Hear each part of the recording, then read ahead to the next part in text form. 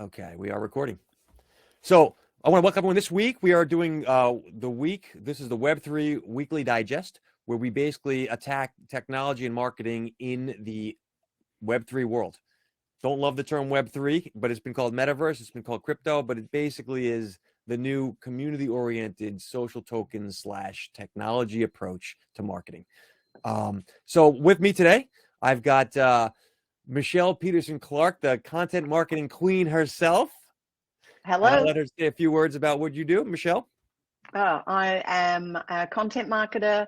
I am currently and about to be formally the head of marketing for ghostmarket.io. Been involved with crypto stuff since 2017, marketing for about 12 years, and just love communities and customer relationships and how we maintain those and keep those going forward, particularly as we transition from the Web 2 to the Web 3 world. And thank you very much. We are also joined, as always, by Mike Neubauer, your ops guy, who is all things smart contracts, technology, and if you need it, he can build it. Mike, a couple of words? Yep. So I am the ops guy. I own a company called Your Ops Guy, and been diving deep headfirst into Web3 and really trying to understand from the technology side the benefits of utilizing the tools for a B2B collaboration and a B2C marketing endeavor. Thank you very much, Mike. So real fast, I want to draw attention to two things. One, folks in the audience, if you want to chat, join the crowd, you're more than welcome to. Just put your hand up. The number two is the topic this week is the fact that Web3 marketing itself is in the press. For those who haven't noticed, there were 3 separate articles this week, big magazines, entrepreneur.com, Ad Age, and Bitrates. And basically all 3 of them had a version of marketing now needs to change because in a Web3 world, it doesn't work the same. And I'm going to give you a quick recap of each one. I'll love to get your thoughts and conversations around this, both of you two. Entrepreneur.com's article basically summarized as old school marketing was about being likable and authentic. But with tokens and Web3 marketing, it's now about giving the users an equal stake in engagement of buying and selling. So my question, Michelle and Mike, how do the big companies feel about the fact that they need to now get involved with their fan base, if you will, in the buying and selling of what they do? Thoughts? You want to Michelle? go first, Mike? No, No, you go want for me it. to go first. I think that some of the big brands will be very uncomfortable. And they will be very uncomfortable because they have dominated the, page ads in newspapers and magazines, and they have dominated the commercial, network news type of advertising, and they have done it with very much one way from them to us.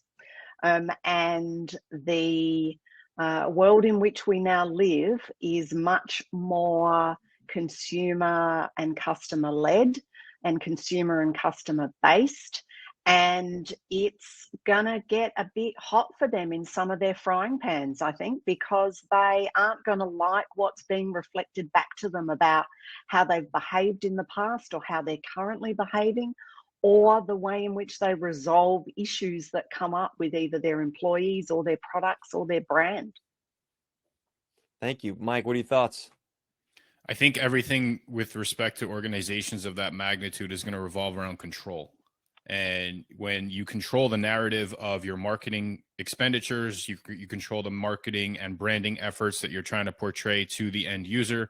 When you control those elements, you have a much more comfortable feel on how you can convert those marketing endeavors into actual sales. This new tool of Web3 and introducing the concept that your customers or your clients can actually own and control a piece of residual branding efforts, residual marketing efforts. This is going to make, this is actually going to pivot quite a few different strategies that expand beyond the marketing. It's going to expand on sales, different ways to do sales approaches. It's going to modify marketing endeavors to cross-promote using multiple platforms. And it's also going to lead to interesting collaboration efforts that are going to intertwine different audiences and really show how valuable this tool is and how it differs from some of the other marketing tools that they've already invested in. Great. Thank you, Mike. I'm going to tell a quick story for those who don't know. George Lucas creates the most iconic movies of all time, in my opinion, Star Wars. And then when he goes back and does the prequels back in 1999, there's such fan lash pushback with characters like Jar Jar that he ends up getting so upset about it, he sells the company over a few years later to Disney, right? Juxtapose that with, and that's to your point, Mike, about fan engagement and when you're used to command and control, and now it's not. And you juxtapose that with, say, Elon Musk, who's on stage introducing the Cybertruck and ends up looking like a fool because the windows break. But he's a community-oriented dude, doesn't care, ended up selling T-shirts of the broken window to kind of poke fun at it. So these two different ways of dealing with community is my point. Certain leaders, I'll point to Gary Vaynerchuk, would be very good at being involved as a central figure of a community. Other leaders, the buttoned up, I'm going to say JP Morgan. I don't know that a Jamie Dimon handles it the same way, but this is what's required. You need a personality and a figure at the front of your community. I don't know what these big companies will do, but it's definitely going to change. They have to be willing to pivot. That's the key element. They have to be willing to pivot, but not blow up their entire strategy, right? So, like I use the example of analytics, specifically in a scenario like this, because if you're new to analytics and you're trying to understand what the web flow of your traffic looks like, where it's coming from, you dive down that rabbit hole, you get lost. And, you can ultimately create a danger zone where you start picking the pepper off of the grain of sand in order to try to please everybody. But just like every marketing endeavor, you're never going to accomplish that. So again, it's just nothing more than a tool. Understand that this tool does have a different approach to it, but with that different approach, you can accomplish way more than you can with your existing marketing tools that you have at your disposal. Quick comment here on the bit rates article. This is from the article. Advertisers are forced to change their strategies due to privacy requirements and ad blockers. Consumers want control of their online experience. Companies must look for new ways as advertising declines. Michelle, you could probably talk to this. One quick story. My son is 16 now. He's talking to me about ad blockers and sponsor blockers that will basically skip right over the part where they're like, hey, this thing is brought to you by. It knows with AI, and it'll skip right over that. So these kids are not going to be forced into captive audience the way our generation was. Thoughts? I was having a conversation with my 24-something this week about during ad breaks in the 60s when, new 50s and 60s when TV came in, and the length of the ad breaks were enough for people to make a cup of tea or a cup of coffee before they had to go to the toilet, before they had to get back for the show to start, and that power consumption went up during those 3 to 5 minutes because everyone in the whole of the UK or Australia or America were putting on their kettles to boil their water. And so he just said to me, oh my God, Mum, like who watches television ads? Like, that's weird. And this is what we're talking about now in the 2020s, where kids who are online all the time, who are more tech savvy than we'll probably ever be, and they're just not going to put up with this kind of thing. They are just not going to listen to or watch things that they think are irrelevant to them because they feel that someone's forcing them to do that. And I think that these sorts of things will get more and more sophisticated. And that's kind of where you pivot to, I think, content marketing and storytelling. Because if you present stories to these kids that resonate with them or connect with them, a la your customers as well, no matter what age they are, that's how you're going to get engagement, and that's how you're going to build community over the longer term. Because, who doesn't love a good story, and who doesn't get hooked into a good story? And if at the end of it, and in fact, if throughout the entire thing of it, you don't even realize who this ad or content, branded content is for, until the end, where you just get the logo of the brand, you go, oh, wow, okay. And there's been a bit of that going on in the last few years. So I think that that's what's going to happen. So have you guys seen there's a commercial out with Ryan Reynolds, the actor, for a technology platform called Mountain, MNTN. If you get time, go Google or YouTube, it's on YouTube, Ryan Reynolds Mountain. MNTN. And what it is it's a commercial where the CEO of this platform, the real guy, Steve somebody or another, eats a Carolina Reaper hot pepper to then tell you about the product. And it's just 2 minutes of him melting down. And I think it's legit. It's hilarious. The point is, my kids are like, Dad, you got to watch this.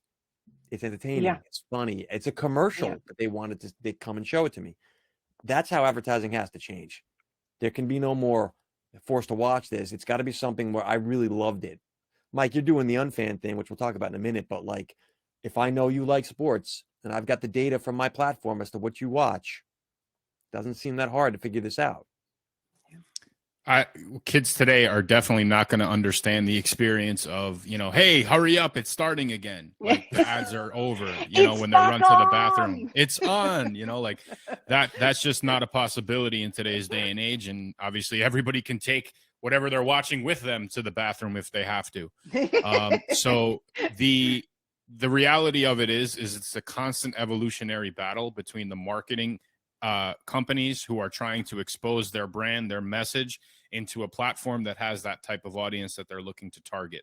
And there, on the flip side, there's going to be different pieces in place to try to deflect that advertisement to present another product to the consumer that says, hey, buy this because, you hate ads. We'll stop the ads for you. And it'll be an evolutionary battle back and forth, back and forth, back and forth, until, of course, you come across a scenario where you have this mountain commercial that does resonate, that does get shared, and does, provide some sort of entertainment for that 30-second clip. I mean, as a kid, even till this point, you used to rely on things like the Super Bowl in order to, provide you with that humor, provide you with that the commercials for the year. But even that has lost its luster a little bit because they get leaked before the game. You could watch a whole reel of it on YouTube afterwards. It doesn't have the same impact as it once did. But on the flip side, the evolution of it turned something into, I think it was crypto.com, where it was just a QR code bouncing on the screen. Something like that doesn't need much, production value. It doesn't need much thought behind it. It has a massive impact on a different scale that is measurable. You're not just getting eyes on your project. You are actually getting engagement. Two quick comments from the audience here. Nikolai brings up the point that ads have to become part of your user experience rather than taking away from the user experience. That's to your point, Mike. True. And Yuri has added that product placement at each and every corner would be a bit too much, though. And so I agree with both of them. But both you gentlemen are welcome to join the chat if you guys want. I think that the point is snazzy advertising that's kind of cool and fun to watch isn't all of it. That's the good start, and it's required. Ad Age has a point here. With marketing ploys that are just transaction schemes extended to digital space, marketers are falling behind in innovation. So I kind of feel like that's what I'm saying as well. It's great that it's innovative in a new way to try to connect, but Web3 and tokens and social connection, there's a technology aspect to that connection now. And you're talking about almost profit sharing to some degree. Even if nothing else, it's reputational profit sharing. I don't think that people have their arms around this in terms of, certainly not the big companies. So do we see an overturning of the systemization of it all? Like, do we see a different order emerge?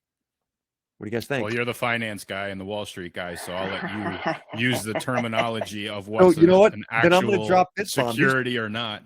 These companies are in deep doo-doo. There's no question in my mind. Like, there's no way you can compete with, if you're a foul-mouthed, irreverent, funny person who's able to command an audience, is going to be more interesting than a suit and tie. So I'm not agreeing or disagreeing, but the reality is that what's out there now, that the corporate leadership in place, at least in my country, in America, it's gone. It's not going to work. Number one, they can't keep their employees. Number two, they're not going to be able to attract and keep their Web3 communities. So business is about to change, in my opinion.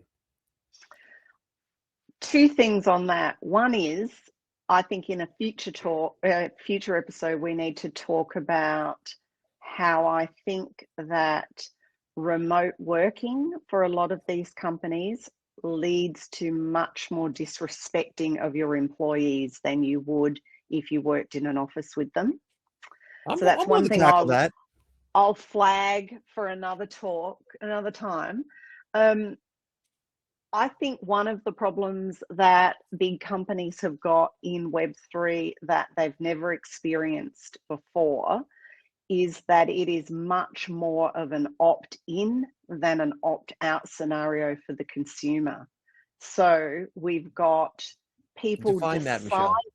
so people deciding whether they like you and your project, and they join your Discord, or they buy your token, or they buy your NFT, whatever.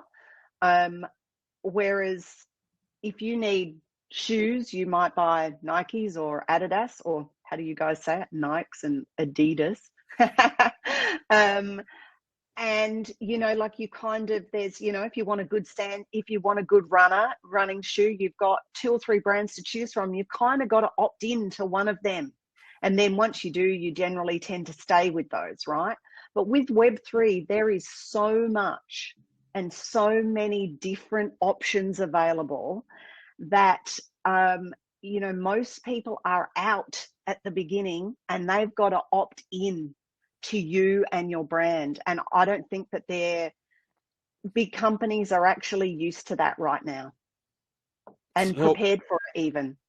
So to the point of people have to buy into your thing, Starbucks rolled out an NFT recently. We talked about this last week. Yeah. If Howard Schultz is the head guy, that's great. I kind of get a feel for him. I know what they're about. But in April, there's a whole new CEO coming in. When Steve Jobs is running Apple, it's different now. Who's this Tim Cook guy? Right? Or Bob Iger's out at Disney, in comes Bob Chapek. Like these, my point is that the person matters now in Web3, and it didn't previous. So when I say Nike, everyone's thinking Phil Knight, but he's not running the show there anymore. Jeff Bezos doesn't run the show at Amazon anymore. So companies now have to figure out, do we want a face of the firm? You need one if you can have a community. And then who is it? Does that put the company at risk? I think the other thing too is that if you're involved in a company that they're, the term that they use in Web3 is a rug pull. If the person, gets all of the money and suddenly disappears and, whatever, if they turned up somewhere else, I mean, I don't think that the Web3 community is as forgiving as normal shareholders, or if some CEO leaves a big top 500 company and 5 years later turns up someone else, if the share price goes up, people tend to go, oh well, we'll just live with it. And I don't think that's going to happen in this space over the next 5 years. It's still very small, right? I mean, we sometimes, like being immersed in it, we have to take a step back and realize that we're still extremely early on in this space, not just as a user or as a project or but even as a business. Like, I kind of disagree with you in the sense that the people do not have multiple options to choose from to opt in, right? Like they are limited based on who is actually making waves in the space at this point. Now, to your point, and I agree with, if you do something that does impact the community negatively, that is an anchor that stays with you forever, because, and this is the beauty of blockchain, all of that stays there forever. You can't delete your tweets on blockchain, right? Like you can't go back and revise your historical transactions. Like all of that lives there, all that is visible, and all that could be resurrected by people who actually do their own research, right? We use that term pretty frequently. But I think that a company's major benefit at this stage of the game is to try to onboard as many people into this space as possible, leveraging whatever product or service they're using in this tool of Web3. And I think that accomplishes a couple different things. Number one, it gets more people into the space, which is obviously beneficial for everybody that's here. But also it allows people to enter the space utilizing the ship of that brand. And people will never forget that. And I'm experiencing that with this Unfantasy League right now, right? So we offer a Web 2 solution and a Web 3 solution to play this fantasy football game. And both of them can literally be separated and work independently, or they could be merged and work together. We designed the game so that any person who's just familiar with, e-commerce, playing fantasy football on a computer, like they can easily participate in the game. And anybody that's only Web3 can also participate based on purchasing tokens, based on purchasing the NFTs and the owners passes, and even creating that sense of, anonymity to, like, prevent their I guess prevent doxing themselves, I guess, and still participate in the community.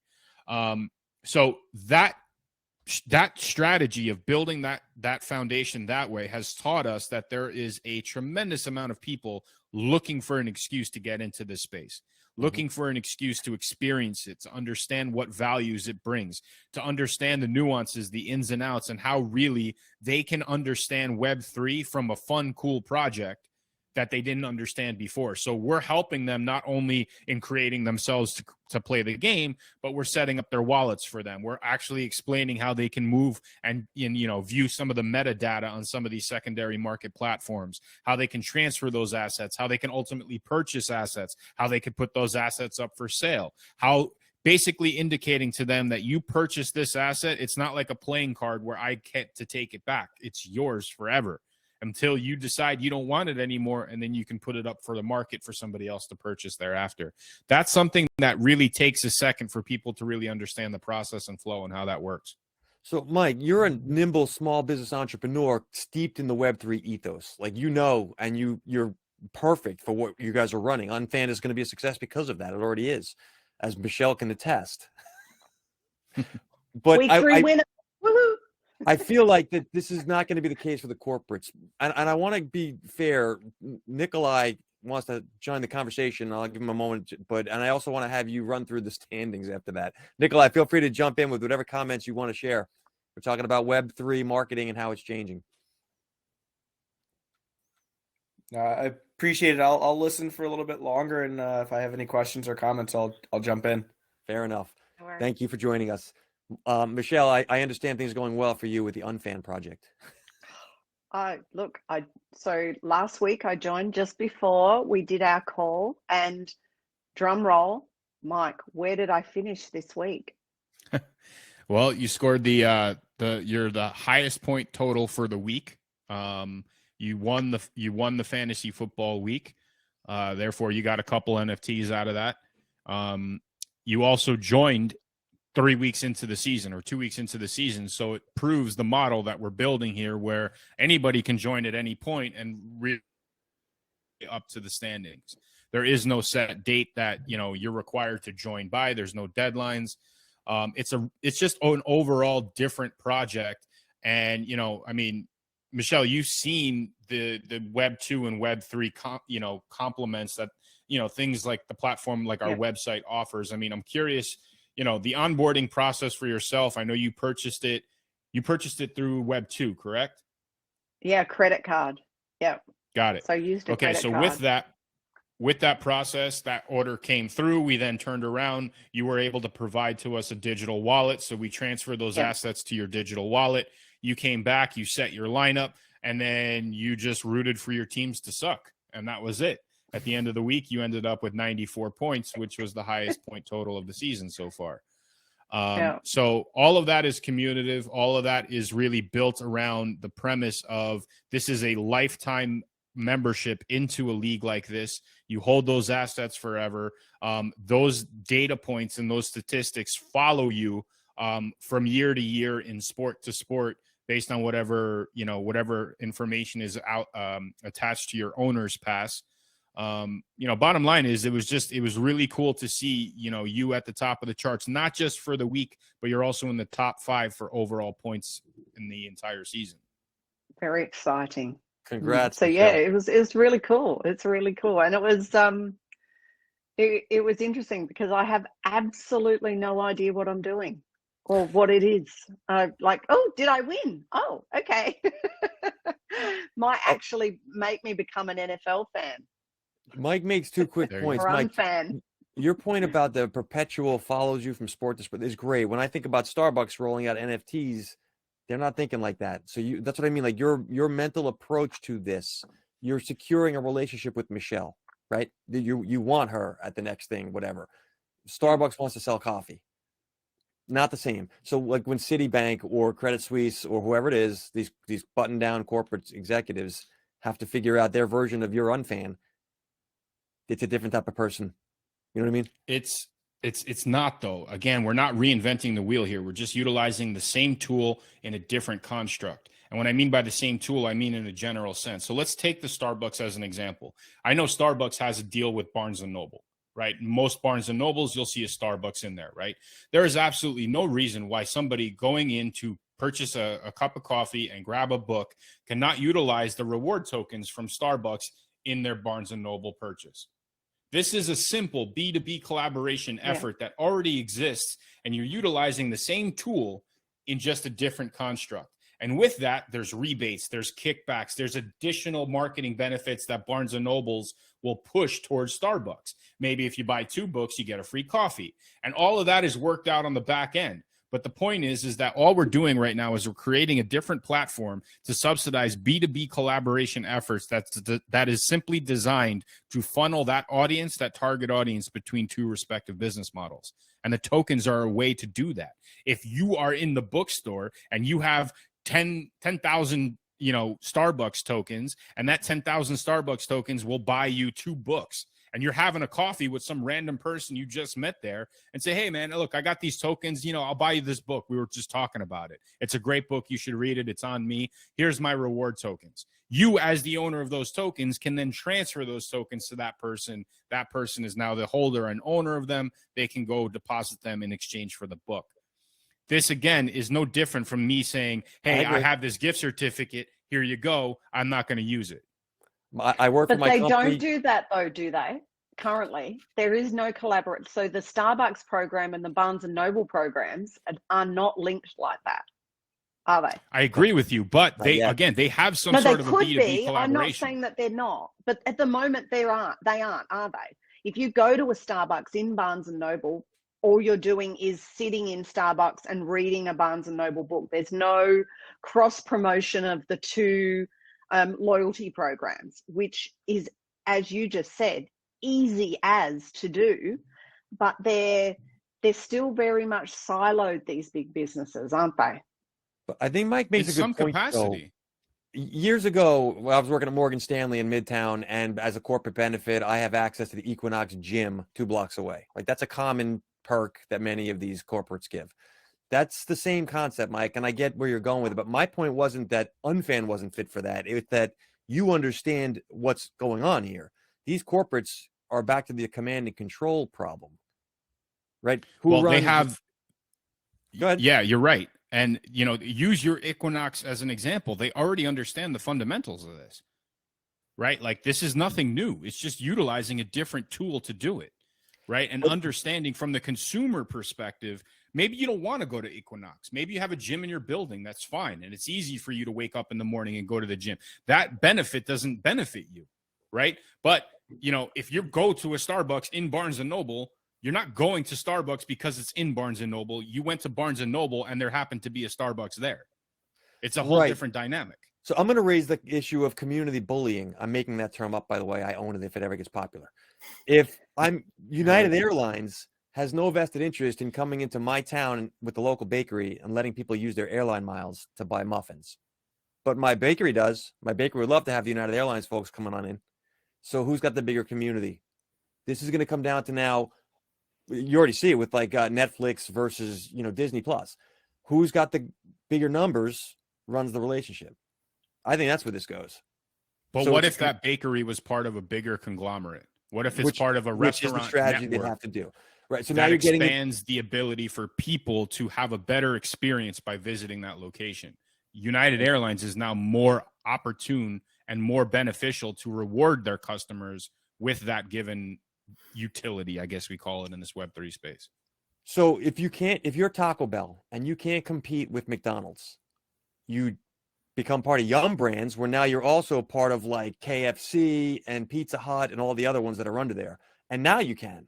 And that's what's going to end up happening if you're a small local bakery, or if you're, Barnes and Nobles was a big company, and then after Amazon was not a big company, right? So you might be the big boss and then you're not. I think this comes down to a war of community building, and that comes down to who's the personality driving it. So there's no trouble with an Elon Musk building a powerful community. This guy's great. You don't have to like him or not, but he attracts a crowd. Or a Donald Trump, even controversial, but there's a crowd. who's the CEO of, I don't know, like Men's Warehouse now? That's my point. Like you now need a point person. Michelle, what do you think? Well, there's two things with that, isn't there? Depending on how big your company is. And just this week, I listened to, a couple of weeks ago, Joe Pulizzi did, in his Content Inc. podcast, did a discussion about a chat with people who are wanting to buy content businesses. And if they were named after the person and very much tied individually to the person who ran it, they kind of scrubbed them off the list. And so when you're looking at brand names, not have that. But if you've got a brand, not obviously named after you, but if you've got a brand where the whole thing falls over, if, you know, Johnny Smith leaves, then, you know, I see that as a big problem. I agree that in the early days, you do need to have the personality and the person to build it and all of that. But then it gets back to a little bit touching on what I was saying before about remote workers and whatever. It's also promoting your people within, doing things like your Twitter spaces or your Discord community calls with other people, other staff and team in your community, not just always having the, you know, the CEO or the founder or whatever doing that. I mean, I think it's tricky. I think in the stage we're at in Web3 now, it has to be that. But for it to survive long term, that's going to have to change. Got my comment? No. Okay. I think Nikolai wanted to actually say something. So Yeah, I mean, I find the whole conversation very interesting, and it's funny you brought up Starbucks because I've got a project I do within my business that's actually supports independent coffee shops to fight the big chains. And a lot of what we do is it's kind of about building community and connecting businesses with our program so that they can support independent coffee shops. We then have that network of coffee shops, and we offer, we connect the independent shop with a wholesale supplier who gives them larger discounts because we're creating that network of shops across the board. And a lot of those things, it's about finding ways for these small fish to be able to stand out amongst the sharks. And it's very interesting. I'm always trying to find new ways to engage their community, and I'm building out a almost virtual space where people who go to a coffee shop can go interact socially within the app with other people at other coffee shops, and they can share stories and almost network while they're having their coffee at a coffee shop. But it's very interesting just to hear. I'd ask you, how do you centralize that? Is that around a person, or is that around, how do you get the word out? You need a voice. Yeah, I mean, for me, we are part of our program is offering like a 10% discount on coffee when you go to a coffee shop. So one of the things we actually do, instead of trying to charge every single person, we'll go to businesses around a coffee shop and say, here, we'd like to give you free access, give it to your employees, and let's get them in the coffee shop. And then for that, now they see the list of all the other coffee shops. We actually have passports that they can collect at each shop, and they go around really kind of engaging with local coffee, because a lot of times an employee's, I need Starbucks, it's the quick fix, I need Dunkin'.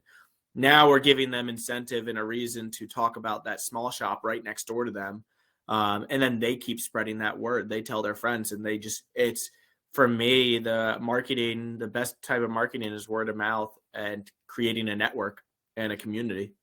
I think, though, in all these cases, and it sounds like maybe for you as well, Nikolai, that we can do this because we've got the flexibility, but the employee of a large corporate can't. Yeah.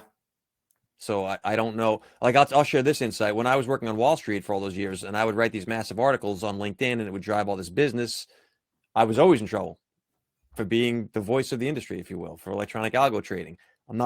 That's not a feather in the hat. It was a problem for my career. When I left, now it's a good thing.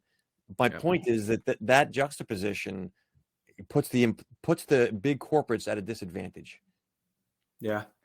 But in the example you were talking about before, Mark, about the Morgan Stanley's relationship with the gym, that was transactional and really one way, if you think about it, because they were buying access to the gyms for their employee as an employee benefit. Well, the people who worked for Equinox, was it? People who worked for them didn't get 2% off loans at Morgan Stanley. So it wasn't a two-way thing, was it? For example. There's the bullying. Yeah. Interesting. Well, I mean, there's, I don't think it's just entirely a one-way street. I mean, those people would buy milkshakes there. They would buy, different clothing apparel. They would bring their friends in to work out with them. Like there was obvious benefits on both sides. And, look, I guarantee you that was a deal that worked out over a golf course game, right? Like, For sure. Like For there was sure. no real, but yeah. like, Morgan Stanley obviously has the quiver or the arrow in their quiver that says, hey, we care about our employees and we're giving them this healthy option. Yeah. And, Yes. there's a cost benefit ratio that they ultimately write off into the sunset anyway, helps with their insurance premiums. Like there's benefits that trickle down on every angle from that. And again, like, Nikolai, I want to touch on, you mentioned the coffee shop and the whole business model thing that you got going on. So my sister-in-law is deaf. Okay. And every month or every 2 weeks, she gets together with a group of people in the deaf community and they meet at a coffee shop. And there's like 50 people that show up and they all buy coffee. They all sit around, they buy pastries, they talk, they do whatever they got to do. They just interact. It's a social engagement. Yep. So if there is a network of events that can work almost like on a cyclical basis where it's like, hey guys, this week we're going to meet at this coffee shop. They specialize in this, and this. And this is the deals that we're getting by participating. Now you're talking about different groups attending these small coffee shops on a weekly basis, just in different locations. Oh yeah, this absolutely. network can have a reward system utilizing Web3 that can then be engaged with the sponsors that help put that together, right? Yep. So let's just use Equinox. If you're a part of this group and you show up and you get your POAP or you get your reward token, that POAP or reward token will get you a free protein shake at Equinox. And it encourages people to utilize those benefits in external platforms. This is the B2B collaboration that I keep referring to. There's infinite ways to do that. And the beauty part about this Web3 construct is that once you give the asset to that consumer, now you as the business, you can pivot the benefits of that at any point in time. You're not bound by anything. You're not restricted by anything. I mean, let's use Polizzi as an example. He used the never-ending ticket as just a way to say, hey, this is your ticket to my event every year. But what he's like, what I think he really needs to kind of work on is added benefit that offers utility and value to holders of that same NFT outside of the event. With this, you get that. And the fact that you can do that at any point in time on any element, like he just launched a new book, right? With Piper, you get 10% off or 15% off just by being an NET holder. That doesn't need to be predetermined when he launched that token. That can happen periodically over the evolution of his business. Mike, let me follow that through, though, using Nikolai's example. Sorry to make you the whipping boy here, Nikolai, but this is a good That's perfect. I'm okay with that. So if Nikolai and his team work out a deal with Starbucks, and there's a rotating thing that Starbucks once a month will host, and Dunkin' wants in on this. Dunkin' Donuts decides, wait a minute, that's 50 people of business that we want a piece of because they're CEOs or executives or whomever in the deaf community. All of a sudden, you've got this strategy battle of who's the point person for each of it's almost there's a sales role here that doesn't exist yet in corporate to win strategic partnerships. Does that make sense? Well, I mean, what is marketing other than a funnel into sales strategy? Not the same. So I run strategic partnerships for a very large Web3 organization, and that is not the same as marketing. Because from my own company, but from a consumer perspective, from the consumer's perspective, you have strategies that you implement that are designed to make your brand aware and to inform people of products and services that you offer to them. Those are ultimately converted through a conversion funnel, whatever that may be, into some sort of a sales strategy and sales approach. It's the same. Look, and again, this is nothing new. This is just a different technology and a different tool that offers the same flow and the same solution at the end of the day. You want to inform people about the business, you want to engage them in some capacity, and you want to convert them into having them be your client. Yes and no. Hold on a second. I take issue with, I can't stand the term traffic conversion. Sorry, Michelle. I know. I come out of the sales world, so I look at it as it's a relationship, right? That's what Web3 is all about. And if I want to win the business from Barnes and Nobles and I'm Starbucks or whatever, there's got to be a conversational relationship thing that happens, right? Disney gets to buy Star Wars because Bob Iger becomes buddies with George Lucas. That has to happen first. Steve Jobs doesn't sell Pixar until he, you know what I mean? Like, this is the way it works. So there's a role there, number one. But number two, it's not about conversion anymore. It's about relationship building and community. And that's not pie in the sky. That's the consumer has spoken. They don't want to watch commercials because they don't feel connected to it, but they will watch a commercial if it's someone they like. So, all right, so I want to go back and forth with you on this because I look at it as a different perspective. The random person going to the grocery store down the street goes to that grocery store for convenience, right? If they offer a reward system, they're not looking for a relationship with that grocery store. They're looking for a benefit because it's convenient for them to go there. And if they can get points accumulated because of the fact that it's convenient, it's down the street, and they can get what they need out of it, I don't really care about a relationship with the company. It's just a matter of convenience. And therefore, you are doing something to convert my business into a sale.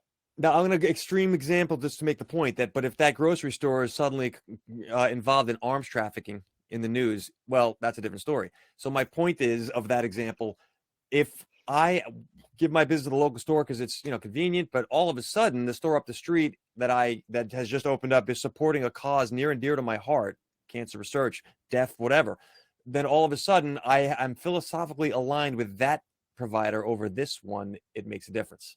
What do you think? Okay, I agree with you in that capacity, but that's still a marketing endeavor that business did in effort to convert the sale. Right. So it's the same concept. So the marketing strategy of getting that organization near and dear to your heart may be different from somebody else, but it was a marketing strategy that they pushed forth in order to win your business. They brought you through the conversion funnel and ultimately landed that sale. Marketing's got to change though, right? Because marketing to get you for convenience is different from marketing to win your heart.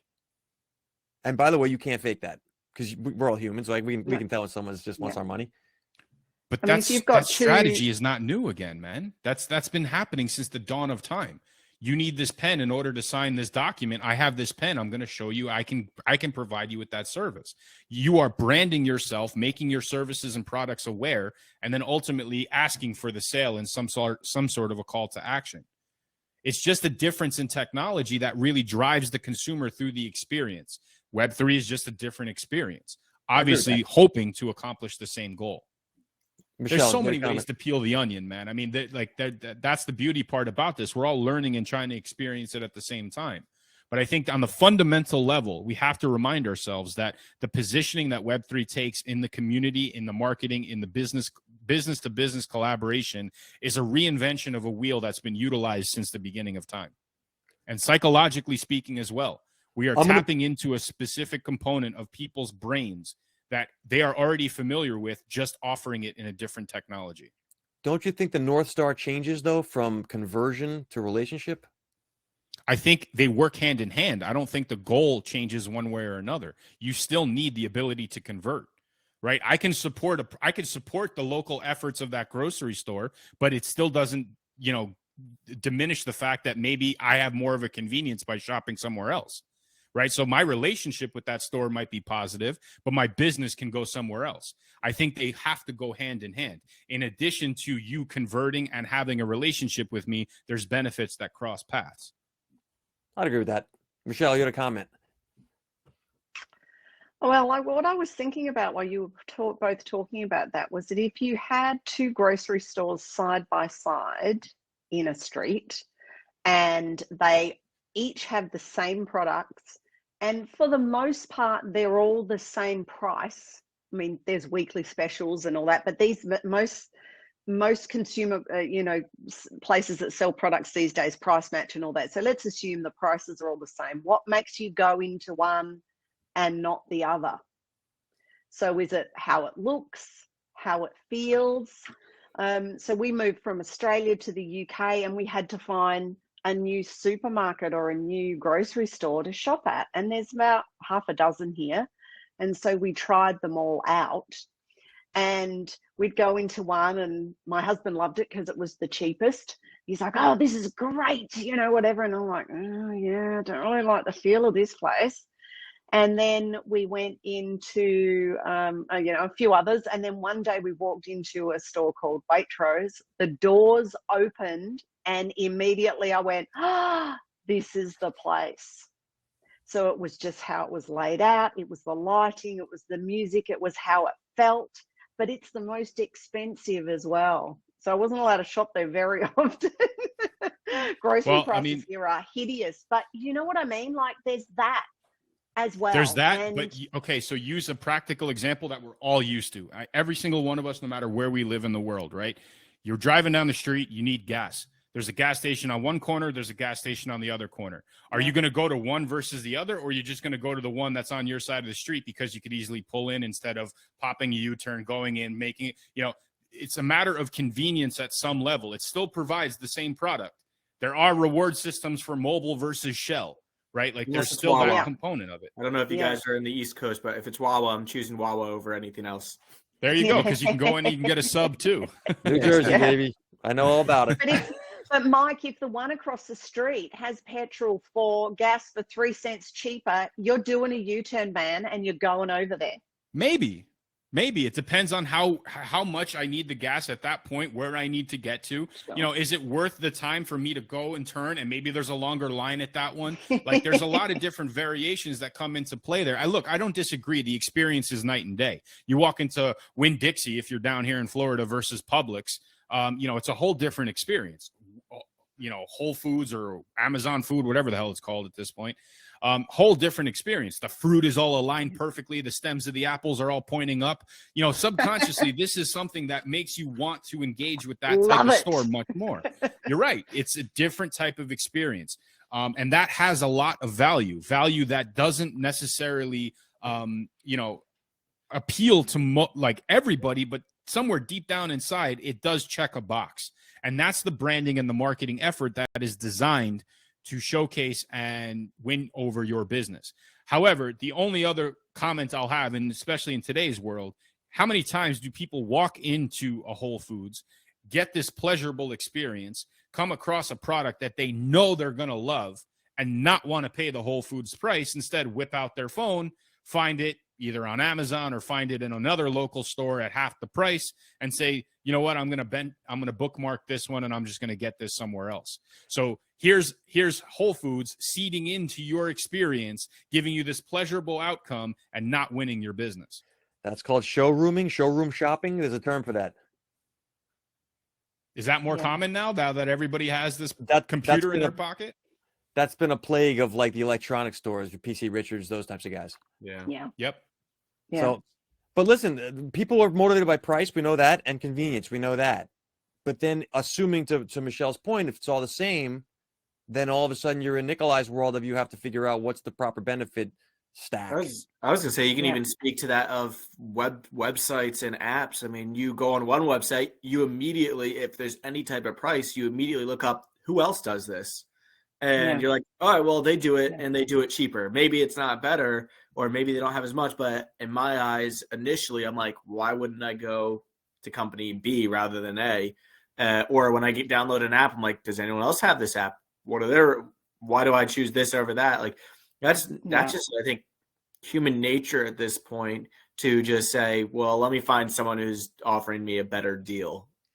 But with that, though, comes the fact that if you need it right now and you're in Whole Foods and it is £3 a kilo cheaper or whatever, like you'll buy it anyway because you need it right now. If you can wait, if you can do delayed gratification, then that's when you shop around. Otherwise, you just pay what it is wherever it is that you are at the time because you need it right then and there. And either way, you still have that white picket fence, bunnies hopping, rainbow in the sky experience because you're in Whole Foods. Whether you purchase it now or wait for it later, the experience doesn't matter. It's about where the conversion happens, because that type of experience is only applicable if the conversions keep coming in. But I also think there's, to a degree, you can end up getting a worse experience because then you go to get that cheaper product. And now that fruit it doesn't last as long. It's not as fresh, or that website ends up not being able to do everything. Now you've lost customers. And like in the end, I do feel like to a degree, it oftentimes can come back to hurt you as a consumer when you choose to act like that. And I think it's trying to get people to break that habit and realize this is why you're paying for the higher end. This is why you're using my service over another. But I do feel like there is a big gap in companies being able to say, this is why I need you to stay with me and not try someone else first. Well, Can I draw a that's, you're distinction? tapping into Mark's point here on relationship. I was Right, just going to like- go with that. Yeah. There's a different. Sorry, Mike. Go ahead. Complete. your Go, thought. go. It's your point. We're overlooking the concept of community here, folks. The Web 2 approach that we're all describing, where it's convenient, it's close, yes, I get all that. But in the case of the gas station or the grocery store or whatever we're talking about, I don't feel a connection to Chevron versus Exxon or whatever the hell it is. Yeah. Right? I don't feel like I'm part of them. It's still a vendor to me. That's the mental shift these companies have to get over. I don't care if it's Dunkin' Donuts or Starbucks. I'm not that big of a coffee guy. But if I were, and I only want my macchiato from Starbucks, I'm not going to Dunkin'. I feel part of that. That little connective tissue of mental is what becomes the focus of marketing. In Web 3, how does an Exxon make Mike or Nikolai or Michelle part of Exxon? Right? Very simple. Those How? rewards by shopping at Exxon gets you your caramel macchiato. I think it's bigger than that. Go ahead. Well, I mean, this is again tapping into a completely separate audience in an effort to funnel that business for conversion. Why am I going to shop at the gas station across the street when this one, I'm already part of this community that provides me with rewards for something else that I also like and that I also use, right? This is the bridge that needs to be built, which offers that ability using the Web3 construct. It's no different from things that are in Web 2. It just offers me as the consumer in the driver's seat in order to utilize those things. Airline miles expire, right? Like they control when my points are gone. These points I hold on to. They cannot take them back. They are there. They live with me forever. Right? They live on the blockchain in my account until I decide that I want to get rid of them or until somebody steals them. But that's another Mike, conversation. in the world that you're describing of marketing, I only have to worry about what benefits do I give you. In the world that I'm describing, I need to make you feel like you're aligned, and they're different. So, for example, if you're part of any Web3 communities, which I know you both are you there for the rewards? Sure. That's one Are of the you? key elements that I mean, I'm not, what else would I be in it for at this See, stage? that's where I'm not in it for the cool differ a art. little bit. Come on, Nicholas.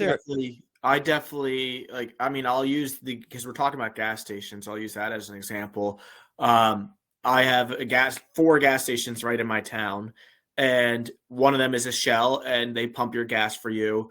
But there's another one that also pumps your gas. I've used all the gas stations, but I continually, even though Shell is the most expensive by like 12 cents a gallon, I still go to that Shell because I've built this community with the gas attendants where I have deep conversations with them for 2 minutes at a time. And I embrace and enjoy that because every single attendant, regardless of who it is, makes me feel like I'm part of their life practically. And they make me feel like I'm part of this community, and they're asking me questions about my family and all these things that we built over the years of this relationship.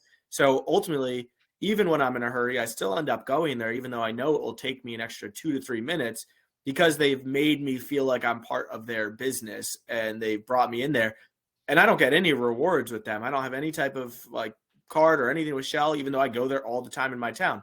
If I leave my town, I'm probably going to a Wawa or any other gas station. But when it comes to that business, they're not giving me anything other than the satisfaction of feeling like I'm part of their community. And I feel in like turn, they won your business. They've won my business just by making me feel connected to this network of employees where every single one. I'm going to clarify that, Nikolai. I don't think that they made you feel that you were connected to their network of business employees. I think they made you feel like you are known.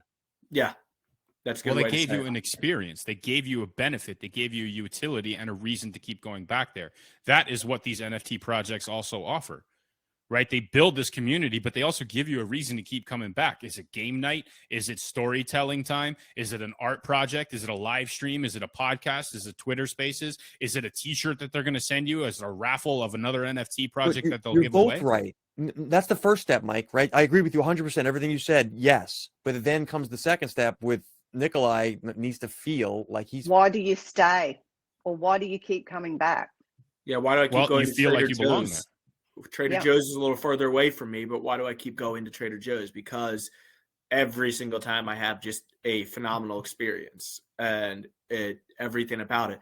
Like there's just those little things, and yeah, I mean, I do think it has to do with the experience. It has to do with that community feel, but also, yeah, it has to do with what reward do I get, whether that is a reward that's redeemable or a reward that is I feel inside. I'm going to take on that controversial socioeconomic aspect of this, right? If it's great that you can go to Trader Joe's and pay 12 cents more for gas, but not everyone can. So there's going to be an aspect of levels of income attached to who does what with NFTs as well. Yeah. There's a personal element with respect to any of these endeavors, right? There's targeted audiences, there's specific demographics that are designed to cater to or funnel their business efforts into who can afford it, where it's geographically located, what the experience is like. And again, the golden rule of marketing is you're never going to please everybody. Your offer, whatever you offer as part of your branding and your marketing efforts can appeal to some, but not to others. Mark, that charity that your grocery store puts together impacts your heart, but it may not impact mine. So while it's cool to see that they're doing something positive, it doesn't touch me nearly as much as it would touch you. Therefore, the marketing effort works on a 50-50 scale. You are more inclined to provide your business to them for that reason, whereas me, it's cool, but I'm not going to go out of my way in an effort to do that. You're busy arms trafficking with your grocery store. I understand. I get it. Whatever it takes. Which is why you need to know your customer and who your audience is, because you can't appeal to everybody. Talk to the big corporates who want to appeal to everybody, though, Michelle.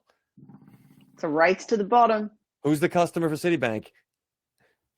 So, well, that's just it. And I think that proves the point again on sharing these targeted audiences in like-minded business ventures using standard tools that exist today, just in a different technology. And I think there's a benefit to that. And once they clear the smoke and they get away from all these terms and all of these scary phrases that people are, thrown off on, crypto even being one of them, and they just get down to the nuts and bolts that this is nothing more than you tagging me in an Instagram post, and they can break it down to that fundamental level, I really feel that shockwaves and tsunamis are going to be made in the Web3 space with the amount of investment that's going to be put in and collaboration efforts that are on the horizon. Yeah, that's interesting. So we're coming up on time. I'm going to give everyone a last go around, but I like to think much like a